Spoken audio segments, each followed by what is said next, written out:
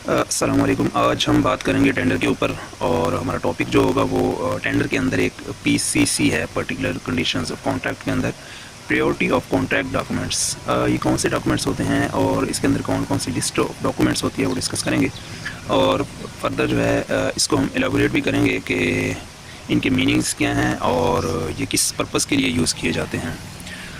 तो number one पर हमारे पास आता है द कॉन्ट्रैक्ट एग्रीमेंट। एक कॉन्ट्रैक्ट और एग्रीमेंट एक ही लफ्ज़ का नाम है। तो जब एक बिल्डर या एम्प्लॉयर या एम्प्लॉई काइंड्स बता रहा हूँ मैं आपको, जब वो बात करते हैं आपस में और एक ही प्राइस पर मुत्तफिक हो जाते हैं तो उनके दरमियान एक मुआहिदा जो है वो तय पाता है, जिसको हम कॉन्ट्रैक्ट या एग्रीमेंट कहते हैं। तो जब दोनों पर्सन एक ही कीमत पर राज़ी हो जाते हैं और उनके दरमियान कोई रिटन फॉर्म में डॉक्यूमेंट्स जो है वो बनाया जाता है, जब वो कंप्लीट होता है तो वो एक कॉन्ट्रैक्ट या एग्रीमेंट की शक्ल इख्तियार कर जाता है। जब एग्रीमेंट जो है वो साइंड हो जाता है और सेकंड प्रायोरिटी डॉक्यूमेंट्स हमारे पास आता है letter of acceptance. The letter of acceptance it's means जो एम्प्लॉयर इशू करता है एक लेटर अपने बिडर या कॉन्ट्रैक्टर को, वो जब उसके ऊपर साइन कर देता है that's means the letter of acceptance, कि वो एक्सेप्ट कर लेता है। नंबर 3 पर हमारे पास आता है द स्पेशल स्टिपुलेशंस। ये वो तफसीलात होती हैं, वो चीज़ें होती हैं जिनको डिटेल के अंदर बयान किया गया होता है अपेंडिक्स ए टू बिल्ड, यानी कि इसके अंदर मुकम्मल डिटेल वजाहतें कंडीशंस जो हैं वो बयान की जाती हैं। तो फोर्थ पॉइंट हमारे पास है the completed form of build. पहले हमने देखा कि एक ऑफर लेटर जो है वो कौन इशू कर रहा है, वो एम्प्लॉयर या ओनर या क्लाइंट जो है वो इशू कर रहा है, किसको, बिल्डर को या कॉन्ट्रैक्टर को।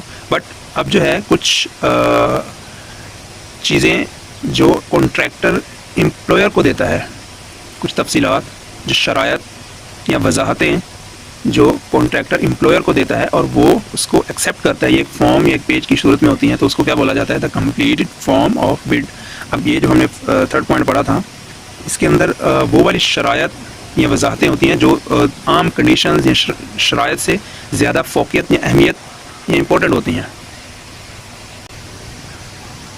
अब नंबर 5 पे हमारे पास आता है the particular contract conditions part 2।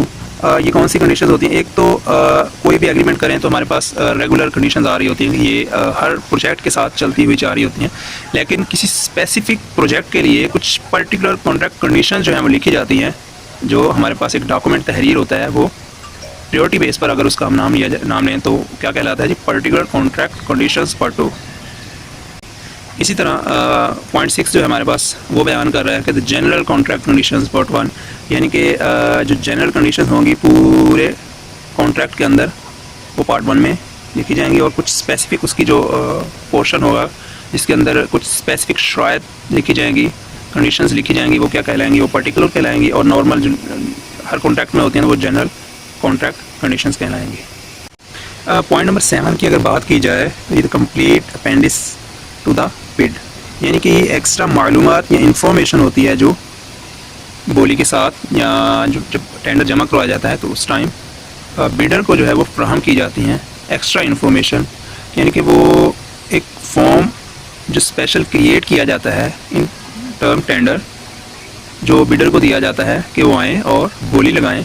उसके अलावा एडिशनल जो इन्फॉर्मेशन दी जाती है वो complete appendix to the bid होती है, वो भी इस स्पेसिफिक टेंडर के लिए ही होती है, लेकिन उस टेंडर के अंदर जो अखबारात में न्यूज़ की सूरत में दिया जाता है उससे हट के होती है। हमारा 8th पॉइंट जो है वो ड्राइंग्स हैं, यानी कि वो नक्शे, वो डिटेल ड्राइंग्स, वर्किंग ड्राइंग्स जो बिल्डर को दी जाती हैं कि इसके अकॉर्डिंग जो है वो हमें काम चाहिए, ये तामीराती नक्शे हैं, इसके साथ जो है हमें काम मुकम्मल करके देना है आपने इसके अकॉर्डिंग। एंड 9th पॉइंट जो है वो हमारे पास है स्पेसिफिकेशन। जब तामीराती नक्शे दिए जाते हैं, ड्राइंग्स दी जाती हैं, तो कुछ स्पेसिफिकेशंस भी उसके साथ तहरीर की जाती हैं, जो हमारे जो है वो चीफ क्वांटिटी सर्वेयर या मैनेजर जो हैं वो तहरीर करते हैं कि इन स्पेसिफिकेशंस को देखते हुए आपने अपना काम कंप्लीट करना है, जिसके अंदर मुकम्मल डिटेल दी जाती है मटेरियल के रिलेटेड, और नंबर 10 जो हमारा लास्ट पॉइंट है वो हमें बता रहा है कि the price bill of quantity appendix D to bid. इसके अंदर क्या शामिल होता है? इसके अंदर शामिल होता है जी कीमतें। ये जो ड्राइंग्स हमने दी थी उसको देखते हुए और उसकी स्पेसिफिकेशन देखते हुए हमने कुछ क्वांटिटीज़ जो हैं वो निकाल ली थी और उसके साथ हमने डिटेल के अंदर एक डॉक्यूमेंट तहरीर किया जिसके साथ क्वांटिटी और प्राइस जो है वो मेंशन करके दी। तो वो डॉक्यूमेंट जो है वो क्या कहलाएगा हमारे पास? The price bill of quantity appendix D to bid. तो ये मुकम्मल डॉक्यूमेंट्स हैं और ये डॉक्यूमेंट्स यूज़ कब होते हैं, यानी कि इनका इस्तेमाल कब किया जाता है?